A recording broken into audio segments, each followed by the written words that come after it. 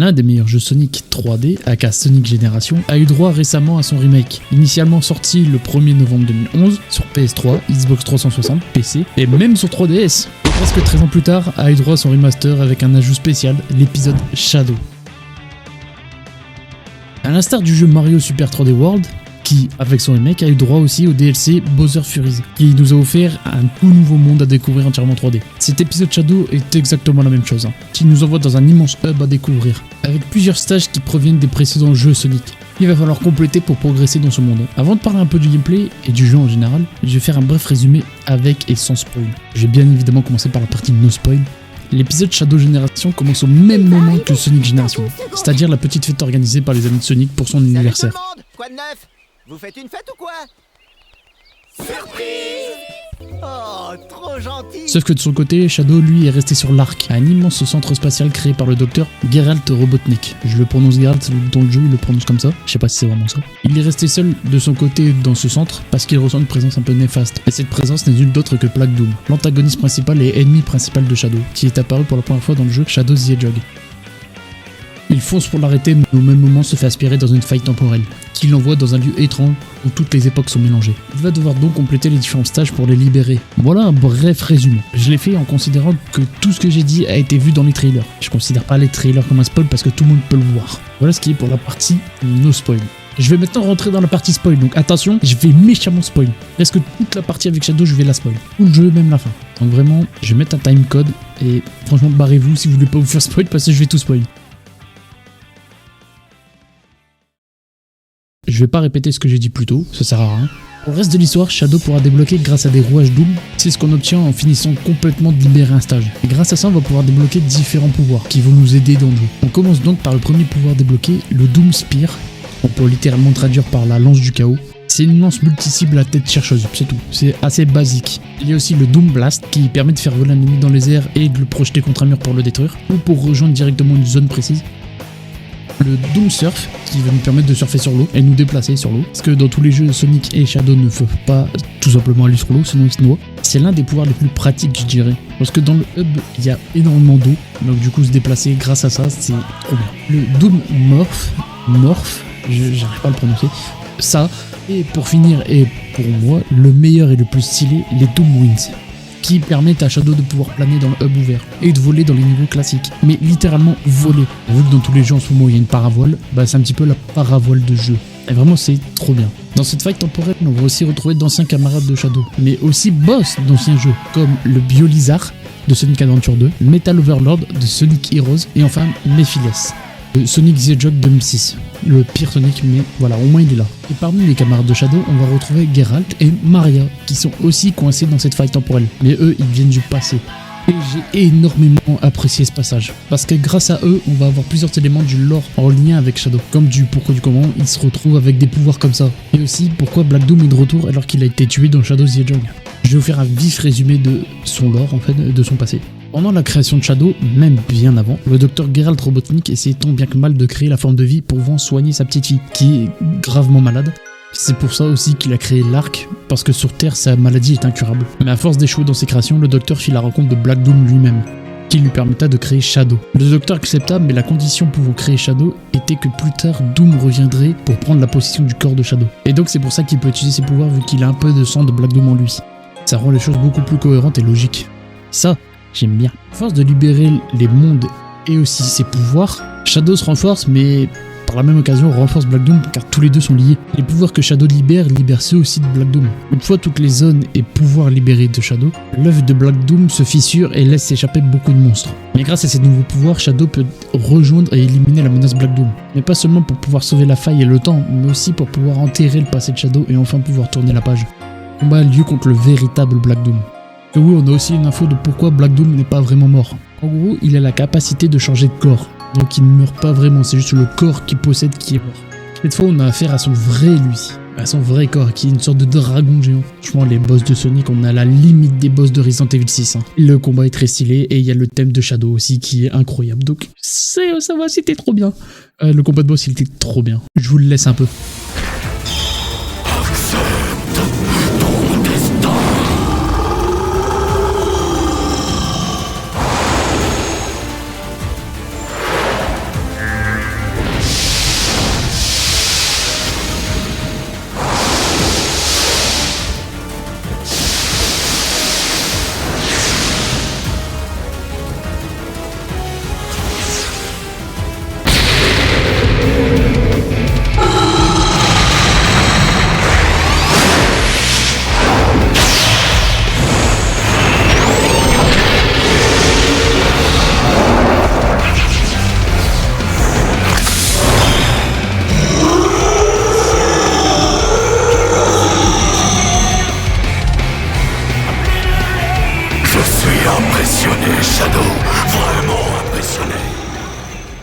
la partie spoil est finie. Maintenant, je vais parler un peu plus des avis négatifs et bien sûr positifs parce qu'il y en a. Déjà, je vais commencer par le gameplay. Le gameplay est bon, c'est du basique, c'est du Sonic. Mais le contrôle du perso, il est un peu hasardeux par moments, surtout pendant les dashs quand on est en l'air. C'est par moments incontrôlable. Le personnage va foncer dans les murs ou littéralement aller dans le vide. C'est un peu chiant quand on essaye d'aller un peu vite pour essayer de finir le plus vite possible. Les graphismes, eux, sont très propres. Comparé à Sonic Frontier qui est sorti avant, je le trouve beaucoup plus détaillé et propre, surtout dans les zones de boss. Et oui, c'est pas vraiment comparable à Sonic Frontier, vu que Sonic Frontier c'est un open world, alors que là c'est plus un semi-monde ouvert. Attention, alerte spoil, je vais parler des boss, donc si vous voulez pas vous faire spoil les boss, je vais mettre une alerte quand même, vous inquiétez pas. Les boss, mais quel kiff, ils sont trop cool, franchement, le choix des boss est génial. C'est des boss qu'on voit pas beaucoup dans les jeux, surtout Biolizard. Si tu le mets dans le jeu, Overlord, Metal Overlord, on l'a pas vu depuis Sonic Heroes, je suis trop content. Et par contre, Mephiles, lui il peut dégager, lui il a pas envie de voir ça lui. Mais dans le jeu, il est très stylé. Son combat de boss, c'est sûrement le meilleur. Bon, je pense que vous connaissez tous Mephiles à cause de JDG. Alors que Mephiles Dark. Enfin, à cause. Ouais, on peut dire à cause vu qu'il vient de Sonic 2006, donc on peut dire à cause. Tous les boss ont une particularité spéciale pour atteindre leur point faible. Ça rend vraiment le combat agréable et pas vraiment insupportable, comme pouvaient être certains boss des jeux Sonic. Genre, c'est juste, il y a une cible, tu tapes, tu recules, tu as une zone, tu cibles, tu tacs. Ouais, c'est bon, c'est bon. Là, il y a vraiment un vrai combat. Ça fait vraiment plaisir de pas voir tout le temps les mêmes boss, genre un chaos ou des robots de Robotnik. Ça fait plaisir. En plus, les musiques choisies pour les boss, c'est du miel, hein. C'est incroyable. Justement en parlant des musiques du jeu, le choix des musiques, déjà, les musiques de Sonic c'est déjà tous des bangers, hein. Y a rien à dire sur les musiques, ils sont tous cool, sauf les musiques techno bizarres là, par contre on peut éviter. La musique du boss final, quel plaisir. C'est le thème de Shadow, c'est trop bien. Et en plus le choix de la musique du boss final, je sais pas si c'est fait exprès, mais c'est le thème de Shadow, et le thème de Shadow c'est What I'm Made Of. Donc de quoi suis-je fait? Et quand tu suis un peu l'histoire du jeu, je trouve que c'est très beau. On a fini les spoils du côté des boss et des musiques, parce que je considère les musiques comme un spoil, parce que moi dans certains jeux, j'ai pas envie de me faire spoil les musiques, parce que j'aime beaucoup, c'est un point très important dans les jeux, la musique. Donc voilà. Le choix des stages est tout aussi bon, et ça je vous laisse le plaisir de les découvrir. Le lore qui est apporté à Shadow fait vraiment plaisir. Ça rajoute un peu plus de vie au personnage qui était un peu sous-développé. Vraiment, la seule chose qu'il avait, c'était son passé avec Mario. Et aussi son alliance avec le gun.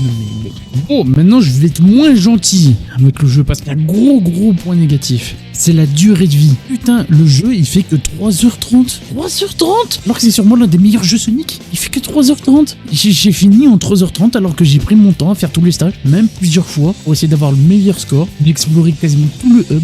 Non, vraiment, j'ai le seum. Je pense que vraiment, si tu prends pas ton temps et que tu traces, tu peux finir le jeu en 2 heures. C'est ridicule. La durée de vie, c'est pas vraiment un point à aborder. La durée de vie, on s'en fout. Ta gueule. La durée de vie, c'est un point aussi important. Tu vas pas payer 60 balles pour y jouer 2 heures. Alors oui, je suis d'accord, tu peux payer 60 balles un jeu pour y jouer genre 10 heures, mais si c'est la meilleure expérience que t'as eu de ta vie, là oui. Mais 2 heures, tu peux finir le jeu en 2 heures. Alors oui, il y a la partie avec Sonic Génération, mais je le compte pas vraiment vu que c'est exactement le même jeu.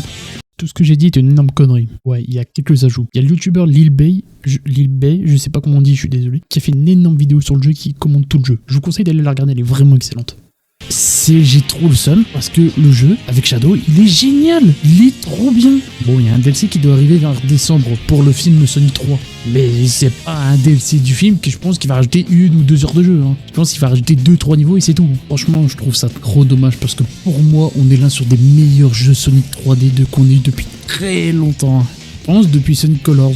Notre point négatif, mais c'est surtout lié aux bugs. Il y a quelques petits bugs quand même, hein. Mais j'en ai pas trouvé non plus 10 000, donc c'est vraiment un tout petit point négatif. On est vraiment sur l'un, voire le meilleur jeu Sonic, alors que le plus drôle c'est que c'est même pas lié à Sonic, c'est lié à Shadow. Les ajouts pour rendre le gameplay plus varié et vraiment agréable, et bien choisi. Vraiment j'ai surkiffé, hein. Vraiment il y a juste 2 petits points négatifs que j'ai, hein. La durée de vie et quelques bugs.